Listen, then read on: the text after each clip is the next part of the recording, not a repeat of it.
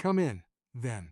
The fire's been laid since tea time, and I've been saving this story for an evening exactly like this one. Fog on the hedges, a chill that finds the gaps in the curtains, and the particular kind of quiet that makes a good mystery feel necessary settle in. Tonight we visit Willowmere. You won't find it on most maps. The kind of village that exists in that particular fold of the English countryside where nothing much has changed since the reign of George V, and everyone rather prefers it that way. There is one high street with a post office, a chemist, and a tea room. There is a Norman church whose clock runs 7 minutes slow. There are 12 cottages, 4 larger homes, 1 manor house behind a yew hedge, and roughly 340 souls who know one another's business with the particular intimacy that only small places can produce. And this autumn, a perfectly ordinary autumn of falling leaves and apple preserves, and the usual parish arguments about flower rhoda, death came to Willowmere, not loudly, not dramatically. Death came, as it so often does in places like this, very quietly indeed. Chapter 1. The village in October, Willowmere in October, was by any objective measure beautiful. The beeches along Millgate Lane turned first, a deep burning amber that caught the low afternoon light and held it in a way that made even the most practical residents and look. The churchyard path was carpeted in copper. Mrs. Frobisher, who had lived on the high street for 47 years and was not given to sentiment, remarked to her neighbor that it was the most beautiful autumn she could remember in some considerable time. That neighbor was Edith Crawley. Edith was 61 years old, a widow of 8 years, and the sort of woman about whom Willowmere had long since formed its comfortable opinions. She was generous. She was reliable. She organized the autumn fete with military efficiency. She delivered soup to the Allard family when Mr. Allard's back went bad in September. She had a quality of stillness about her, a woman who had clearly decided, somewhere in the long years of her widowhood, that contentment was both achievable and worth the effort. She lived at Rosemary Cottage, a name chosen not by herself but by the previous owner, a romantic of the Victorian school, set back from the lane behind a low stone wall and a kitchen garden that she kept productive through October. Runner beans, late tomatoes, a small apple tree of uncertain variety that gave fruit every other year. On the 14th of October, she invited 6 people to dinner. This was not unusual. Edith entertained quietly but regularly. The guest list that evening was precisely the kind assembled without fanfare in a village like Willowmere. People connected by proximity, history, particular social gravity of a small place. There was Dr. Henry Felgate, the village physician, 54, a bachelor of careful habits and considerable local respect. There was his younger sister, Constance, kept house for him in an arrangement that both parties described as temporary and had now lasted 11 years. There was Gerald Moss, the solicitor from the town of Ashcroft, 7 miles distant, who had handled Edith's late husband's estate and remained in the orbit of Willowmere's better households through a combination of professional necessity and personal preference.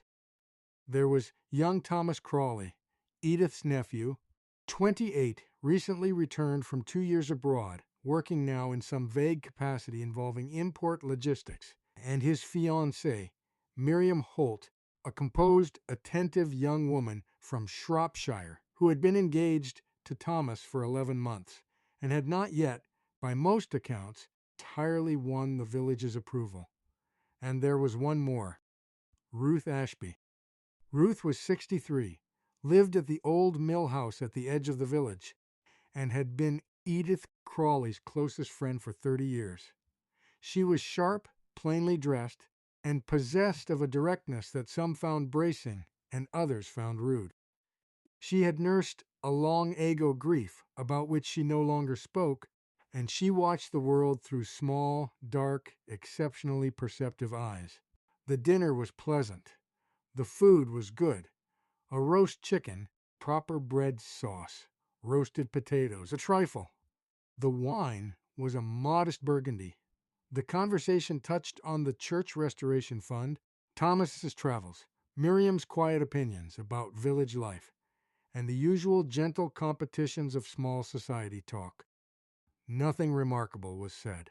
Nothing remarkable occurred. Edith saw her guests to the door at 9:30. She waved them off from the step. She washed the dishes, turned off the lights, and went to bed. She was dead by Friday morning. Chapter 2. Roses and Routines. On the Tuesday, 2 days after the dinner, Edith had seemed in perfectly good health. Ruth Ashby had walked with her along Millgate Lane in the late morning. The usual kind of walk they took, twice a week, at a comfortable pace, accompanied by the kind of talk that required no effort and produced no particular result, but was nonetheless deeply valued by both parties. Edith had spoken about the apple tree, about whether this was its productive year or its quiet one, about a letter she had received from a distant cousin in Canada whom she hadn't seen in over a decade. She had mentioned, lightly, in passing, that she'd felt slightly out of sorts at the dinner, tired, perhaps. A faint headache through the latter part of the evening. Ruth had suggested she rest. Edith had said she was quite all right. This was accurate on Tuesday. On Wednesday, Edith did not walk with Ruth, sending a note instead, brief, cheerful, explaining that she had a mild stomach complaint and was resting. Ruth had not been alarmed. October ailments were common enough. She had sent back a small pot of soup and a short reply. On Thursday there was no word. On Friday morning, Mrs. Frobisher, who collected post for 3 cottages on the lane as a matter of long custom, noticed that Edith's gate was unlatched, and her curtains were still drawn at 11 o'clock. By 11:15, Dr. Felgate had been called. He arrived, let himself in through the unlocked kitchen door, and found Edith Crawley in her bed. She had been dead, he estimated, for several hours. Her face was composed. There were no signs of disturbance. The room was tidy. The bedside glass contained water. On the nightstand, her reading glasses were folded beside a library book about the gardens of the National Trust. Dr. Felgate recorded the cause of death as cardiac failure. Edith had had a mild heart murmur, noted, monitored, considered a background fact of her health rather than an immediate threat. Her age was consistent with cardiac events. She had reported feeling unwell earlier in the week. The death was sad and quiet and entirely credible. Willowmere mourned in its gentle, communal way. There were flowers at the gate of Rosemary Cottage. A notice was placed in the church porch. Mrs. Frobisher cried quietly on her doorstep for a quarter of an hour, which she felt was appropriate. Gerald Moss drove over from Ashcroft 2 days later to discuss the estate with Thomas Crawley, who was, as the only close family, the primary heir, and Ruth Ashby said nothing to anyone for 4 days. Then she wrote a letter. Chapter 3. The letter that went nowhere. The letter was addressed to the county coroner. Ruth sat at her kitchen table and wrote 3 careful drafts.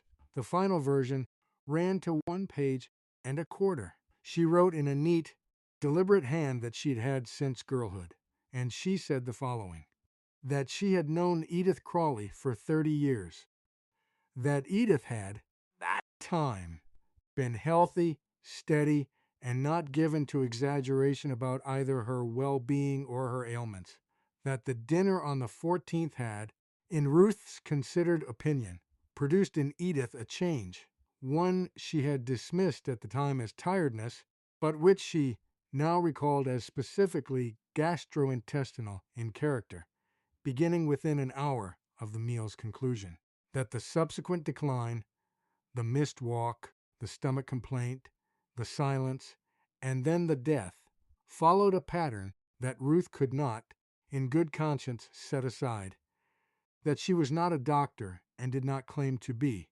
that she was, however, a careful observer of 30 years' standing, that Edith's death did not feel right. The letter reached the coroner's office on the 23rd of October. It sat for 9 days. The coroner's office was understaffed, overburdened, and dealing with a backlog produced by 3 overlapping inquiries in neighboring districts. Ruth's letter was noted, filed, and added to a list of matters to be followed up. On the 1st of November, Ruth wrote again, this time shorter, sharper, and addressed simultaneously to the coroner and to the district police. She received an acknowledgement form, and it was this. The form, its bureaucratic blankness, the implication that her 30 years of careful observation were equivalent to a standard inquiry, that led Ruth Ashby, on the 5th of November, to take the afternoon bus to the market town of Denford, walk 14 minutes to a particular address on Larch Street, and knock at a particular door. Behind that door lived an elderly woman of 74, who was, at the moment of Ruth's arrival, engaged in untangling a skein of pale blue wool. Her name was Jane. She listened. She did not dismiss. She did not form rapid conclusions. She set down the wool, folded her hands, and listened with the entirety of her attention, while Ruth spoke for 22 minutes without interruption. When Ruth had finished, Jane was quiet for a moment. Then she said, "Tell me again about the dinner. All 6 guests. Everything you observed, not what you thought, what you saw." Chapter 4. 6 guests and 1 question. Ruth remembered the dinner with the clarity of someone who had, since Edith's death, returned to it many times in her own mind. The table had been laid for 7, Edith at the head, Dr. Felgate to her right, Constance beside him, Gerald Moss across from them, Thomas and Miriam at the far end, Ruth at the opposite head. The meal had been served in 2 courses, the main and then the trifle. Edith had brought the food from the kitchen herself, with occasional assistance from Constance and Miriam, who had both offered and been accepted. Jane said both of them went to the kitchen. Ruth confirmed it. At the same time or separately, Ruth thought. Separately. Constance had helped with the gravy boat. Miriam had carried in the bread sauce. And toward the end, yes, Miriam had been in the kitchen again, briefly, collecting the dessert dishes. The trifle. Who served it? Edith herself had spooned it into the bowls at the sideboard, Ruth said. Except her own bowl, which she'd asked Miriam to finish serving, while she went to fetch a second bottle of wine from the larder. Jane said nothing for a moment. Then she asked about Thomas. He had been pleasant, Ruth said, slightly distracted.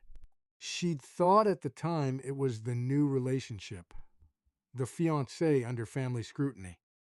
He'd drunk his wine quickly and topped up his glass twice. He had not spoken much to Miriam during the meal, though this had not seemed remarkable at the table. Did Edith and Thomas speak privately? Not during dinner, but Ruth remembered now. Thomas had arrived early, by perhaps 15 minutes, had spoken with Edith in the hallway, while the others were still removing coats. Could you hear them? No. They had kept their voices low. Was there a change in either of their expressions when they came through to the sitting room? Ruth closed her eyes. She looked back at that moment with the careful patience of someone who has learned that memory, properly handled, gives more than first expected. Edith had been composed, but there was something around the eyes, not upset, rather settled. The way a person looks who has just said something long considered and is now resigned to its consequences. Thomas had looked. Ruth found the word pale. "Thank you," said Jane. "Now tell me about the solicitor, Mr. Moss." Chapter 5. The will and the witness Gerald Moss had driven back from Ashcroft on the morning of the 25th of October for the purpose of reading Edith Crawley's will to Thomas Crawley, the only person formally summoned as sole named heir. Ruth learned what followed not from the reading itself. She had not been present, but from Thomas, who had come to her door that evening in a state she described to Jane as controlled agitation. Edith's estate was orderly. The cottage, a modest investment portfolio, the contents of the house, a small sum retained in a savings account. The total was comfortable without being grand. Perhaps £160,000 in combined assets, the cottage representing the majority. The will had been updated. Thomas had known of the original will, had known, in fact, for years, that he was to inherit the cottage and the bulk of the estate. This was not a secret between them. The new will, drawn 6 weeks before Edith's death in early September, contained a revision. Ruth Ashby was left the cottage.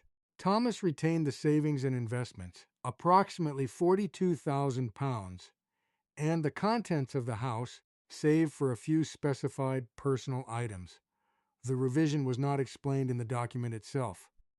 Wills, Gerald Moss had reminded Thomas, require no stated reasons. The testator's intentions are her own. The document was in order, properly witnessed, and legally indisputable. Thomas had told Ruth, standing at her door in the early November dark, that he was not contesting it. He said this in the tone of a man communicating a decision that had cost him effort. He had then asked, carefully, quietly, whether Ruth had known about the change. She had not. She had told him so. He had looked at her with an expression she could not quite read, and which she now understood, she told Jane, may have contained more than one emotion at once. Jane absorbed this. 6 weeks before her death, Edith revised her will, Jane said, removing the majority bequest from her nephew and giving it to her closest friend. And 6 weeks later, she is dead. A was Dr. Felgate involved in drawing up the will? No. Gerald Moss handled it entirely. But Ruth now remembered. Felgate had been at the cottage in early September. A routine visit. His surgery kept a schedule of elderly patients for well checks. He would have been there. He would have known. And the cause of death, said Jane. Cardiac failure. Was there a post-mortem? There had not. Dr. Felgate had attended the death, certified the cause, and as the treating physician of many years, his certification had been sufficient. A post-mortem had not been requested. Not initially. Jane set down her cup. It will need to be requested now, she said. Chapter 6. What the Doctor Knew. The post-mortem was ordered on the 9th of November, following a formal request submitted to the coroner's office through the district police. A request that carried, attached, a 2-page summary of concerns prepared by Jane in her particular careful manner, factual, unembellished, unarguable in its arrangement. The pathologist assigned was a Dr. Ian Marsh of the County Forensic Services, precise and thorough. He conducted his examination over 2 days. His findings altered everything. Edith Crawley had not died of cardiac failure, or not at least of cardiac failure alone, not of natural cardiac failure. The tissue analysis revealed the presence of a digitalis compound in concentrations well above therapeutic range. Digitalis, the compound derived from foxglove, used in correct dosages to treat certain heart conditions. In excess, sufficient excess, administered over a period of days, it causes nausea, heart rhythm disturbance, and ultimately fatal cardiac arrest. The symptoms it produces are consistent with natural heart failure. In an elderly patient with an existing murmur, being seen by a physician who has known her for years and has no immediate reason for suspicion, a digitalis poisoning of this kind is, by design or by fortune, exceptionally difficult to detect without specific testing. Compound had been in Edith's system at high concentration. It had not been prescribed to her. She had no medication for cardiac conditions. Her medicine cabinet contained aspirin, a mild sleep aid, and a topical cream for a recurring skin condition on her wrist. The source of the digitalis was not, in itself, immediately clear from the post-mortem, but the fact of its presence was inescapable. Edith Crawley had been poisoned. When the findings reached the district police, the investigation formally opened. 2 officers drove to Willowmere on a gray Wednesday morning. The village received them with the muted, private distress that small communities produce when something terrible arrives and refuses to remain comfortably abstract. Dr. Henry Felgate was interviewed first. He answered questions with the measured cooperation of a man who had been trained to respond to pressure with composure. He said that he had not suspected poisoning, that Edith had reported gastric symptoms consistent with a passing illness, that her heart murmur, while not severe, represented a genuine risk factor, that he had certified the death in good faith.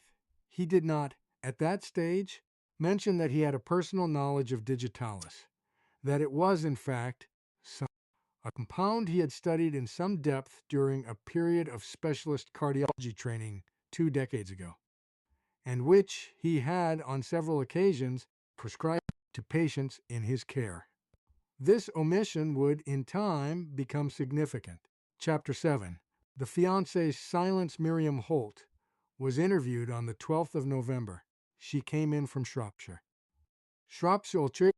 Thomas had telephoned her when the investigation opened, and she had arrived the following morning.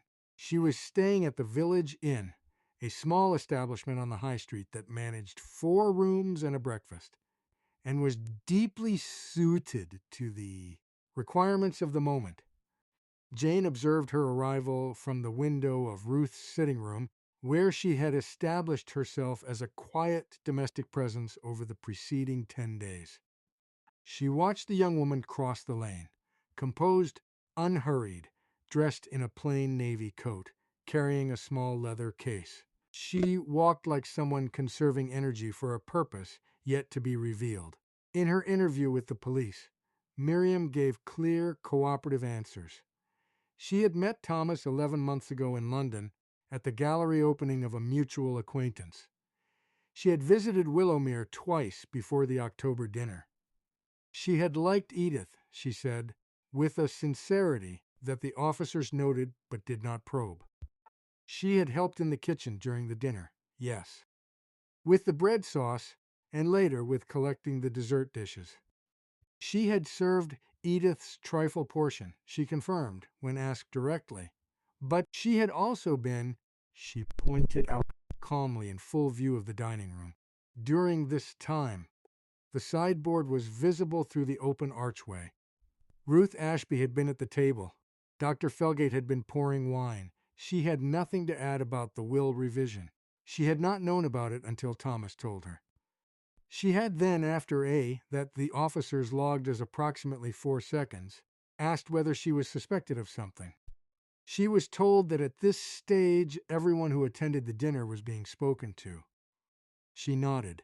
On her way out, she did at the door and said, "You should ask Thomas about the conversation in the hallway." Then she left. Jane, when Ruth relayed this, said, "She is either honest, very brave, or very clever. Possibly all 3. Chapter 8. Thomas in the hallway. Thomas Crawley did not, when first interviewed, mention the hallway conversation. When the officers returned, the following morning, with a more specific set of questions prompted by Miriam's remark, he acknowledged it. Edith, he said, had told him during those 15 minutes before the other guests arrived that she was changing her will. She had not told him what the change was, only that she had made a revision, that it was her right to do so, and that she hoped he would understand in time, even if he did not understand it now. He had been, he admitted, upset. He had asked why. She had said only that there were things about the estate management that concerned her. Things she had come to understand in recent months. She had been, his word, firm. He had not pressed her. He had, and this, he said quietly, told her that he was disappointed. He felt he had been unfairly judged. She had looked at him with what he described as great kindness and said, "I love you, Thomas." This changes nothing between us." He had not known, until Gerald Moss read the will, that the revision had given the cottage to Ruth. He had found this, he said, bewildering, and then, after a silence, he corrected himself. Not bewildering. He had found it, in some part of himself that he was not proud of, infuriating. He had been angry. He had been very angry. He had walked 3 miles along the river path to manage the anger before he went to Ruth's door. When asked whether he had been in the kitchen at any point during the evening, near the food, near Edith's portion, he said no. He had not entered the kitchen. The officers noted this, because earlier, in Constance Felgate's interview, given the previous day, she had mentioned, as a detail she had perhaps not emphasized sufficiently, that during the later part of the evening she had seen Thomas near the kitchen doorway, standing there for a moment. She had assumed he was looking for the bathroom, which was directly opposite. Thomas, when this was put to him, was quiet for a long moment. He said, "I may have stood there. I don't remember going in." Chapter 9. The chemist's records. It was Jane who suggested the chemist. In a village the size of Willowmere, there was no dispensing chemist. Prescriptions were collected from the surgery by arrangement, or filled at the pharmacy in Ashcroft. The pharmacy maintained records, as all registered pharmacies must, of dispensed prescriptions, including compound and dosage. The records for the September and October period were obtained by the police under warrant. No prescription for any digitalis preparation had been dispensed to any patient in the Willowmere area under the name Crawley. This was expected. What was found instead was a prescription issued in late August, dispensed to a Mr. Charles Vane of Ashcroft, an elderly patient of Dr. Felgate's, for a preparation of digoxin, the common digitalis derivative used in cardiac treatment. The prescription was for a 3-month supply. Mr. Vane had died in September. He had died of causes unrelated to his cardiac condition, a fall, a fracture, a rapid decline. The prescription, filled 2 weeks before his death, had never been returned to the pharmacy. Under the standard guidance for unused medication, it should have been. The pharmacy records showed no return. The question of where that medication had gone was now a live one. Dr. Felgate had signed the prescription. He had also, as Mr. Vane's physician, handled the arrangements around his death. He had visited the property. He had, in the ordinary course of a country doctor's practice, spent considerable time at the Vane home in September. There was no record of anyone else having been there. No family, no other professional visitor. When the officers returned to Dr. Felgate with this information, his composure held, but something shifted behind it. Something that Ruth Ashby, watching from across the lane as he left the police's temporary office, would later describe to Jane as the look of a man who has been carrying a very heavy thing for a long time and has just been told that it is visible. Chapter 10. The motive in the margin understanding required one more piece. Jane found it not through the police, and not through any dramatic confrontation, but through a letter. A private letter that Edith had written in mid-August, addressed to Ruth, and which had been sitting in a locked tin box in Ruth's dresser drawer since its delivery. Ruth had read it once, considered it a private matter between friends, and had not, until Jane asked gently, whether Edith had ever committed anything significant to writing, thought to connect it to the events that followed. The letter was 3 pages. In it, Edith explained that she had, over the summer, become aware of a financial matter that distressed her. She wrote with characteristic understatement, discovered that certain funds relating to her late husband's estate had not been managed as straightforwardly as she had believed. She did not name the source of the irregularity directly, but she wrote, "I have spoken to Henry about it," as he was involved in an advisory capacity, and I find I cannot reconcile what he says now with what I know to be true. She also wrote, and here Ruth had simply not understood the significance at the time, that she had told Thomas she intended to restructure the estate planning. That Thomas, on learning a portion of this, had reacted with a distress that she found, in her own words, more informative than reassuring. And then, in the final paragraph, in the quiet language of a woman who had made a decision and was at peace with it, I leave things in the right order, Ruth. Whatever happens, the cottage should be yours. You have been the truest constant of my adult life. I trust your judgment above anyone's. Jane sat with the letter for some time after reading it. Then she said to Ruth, very quietly, she knew. Ruth did not ask what she meant. She knew she was at risk. Not the specific method, not the specific hand, but she felt it. She acted. She moved the cottage. She wrote to you. She settled what she could settle. It is what careful people do when they sense a change in the weather, without being able to name the storm. The motive resolved itself in the days that followed with the precision of a mechanism returning to its proper alignment. Dr. Felgate had, over several years, been the informal financial advisor to a small circle of Willowmere's older residents, not in any professional capacity, but in the way that trusted physicians sometimes assume.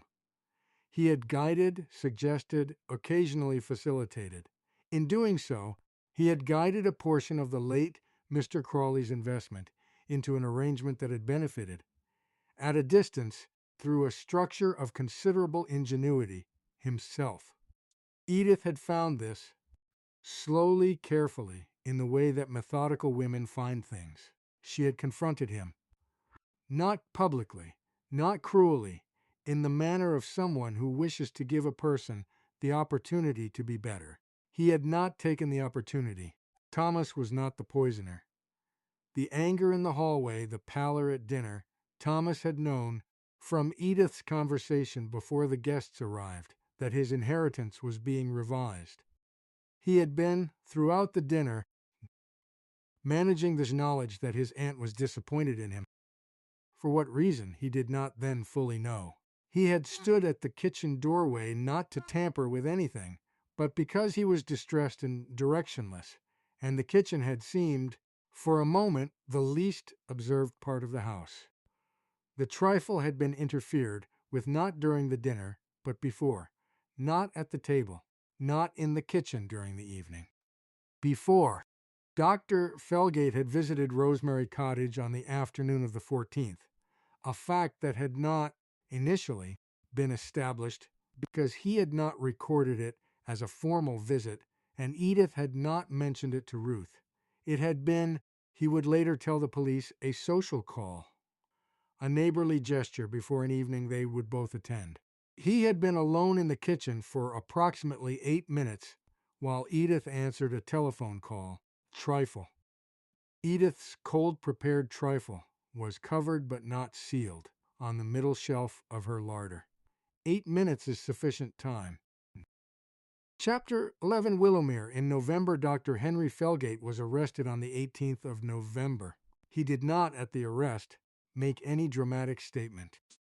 He walked to the police vehicle in his coat and scarf, pausing briefly at the garden gate of his own home, of perhaps 3 seconds, and then he went. Constance Felgate stood at the sitting room window and watched him go.